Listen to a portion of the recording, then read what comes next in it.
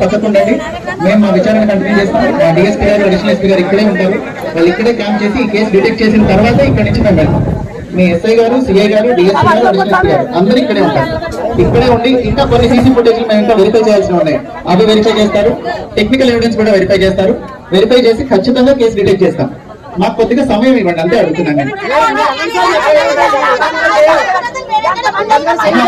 ఒకరి తర్వాత ఒకరు మాట్లాడండి.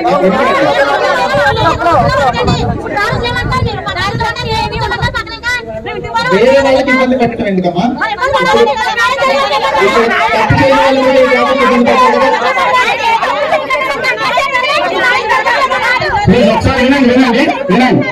Hello sir, kindly request sir, ఇది 2000లో కూడా 2000 సంవత్సరంలో కూడా ఇదే అంబేద్కర్, ఒకసారి వినండి వినండి, 2000లో కూడా ఇదే అంబేద్కర్ స్టాట్యూ దగ్గర ఆ రోజు మేము జయంతి జరుపుకుంటున్నప్పుడు మా బ్రదర్ అండ్ ఆయన నేను అందరూ ఉన్నప్పుడు ఆ రోజు కూడా అన్యాయంగా అప్పుడు సత్యసాంద్రి గారు, కలెక్టర్ గారండి, మన స్టేషన్ ఎస్సీ గారు వచ్చి మధుసూదన్ రెడ్డి గారండి, అప్పటికి ఎస్పీ గారు వచ్చి ఎవరు వెంకటేశ్వర గారు.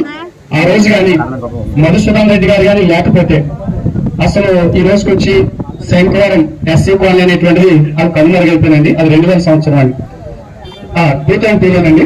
సార్ అది జరిగిన తర్వాత దాదాపు 18 ఏళ్ళు కోర్టులో కేసు నడిచింది సార్. 18 ఏళ్ళు ఎస్టీ రాజమండ్రి దాంట్లో నడిచింది.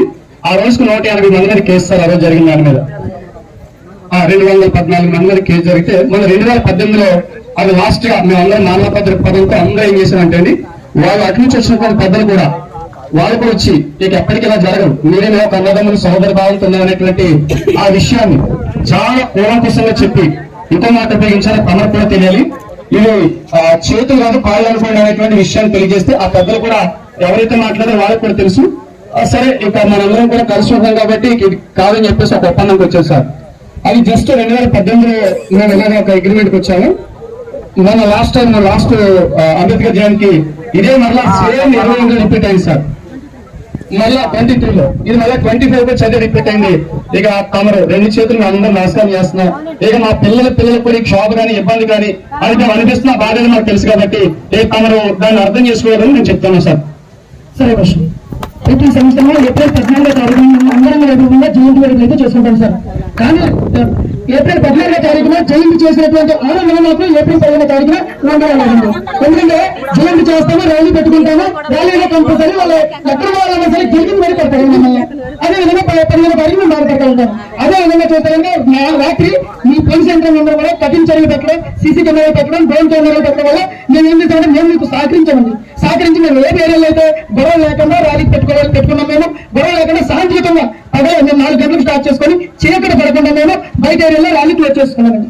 ఇంత మేము సహకరించాము. ఎందుకంటే రాత్రి గొడవ జరగలేదు, చాలా హ్యాపీగా ఫీల్ అయ్యాను సార్. ఉదయం వచ్చేసినప్పటికీ ఈ సిచ్యువేషన్ మాకు కనిపించింది. యాక్చువల్ ఏంటంటే రాత్రి నేను గొడవ జరుగుంటే ఉదయం అంబేద్కర్ విగ్రహానికి ఈ దండ వేయకపోయాము. ఇదే జరిగిందండి. ఎందుకంటే ప్రతిసారి మనం కొడతారు వాళ్ళు. ఇప్పుడు మీరు చెప్పిందే నేను ఒప్పుకుంటున్నాను. నిన్న మీరు చక్కగా జరుపుకున్నారు. ఈ ఫెస్టివల్ కి మేము ఫెసిలిటేట్ చేసాం, మేము కూడా బందోబస్తు ఇచ్చాము, సీసీ కెమెరాలు ఉన్నాయి, డ్రోన్ పెట్టారు, పోలీసులు వచ్చారని మీరే చెప్తున్నారమ్మా. మేము మా డ్యూటీని పూర్తిగా సీరియస్ గా తీసుకొని అంతా యాజ్ పర్ యువర్ రిక్వైర్మెంట్ మీకు మీ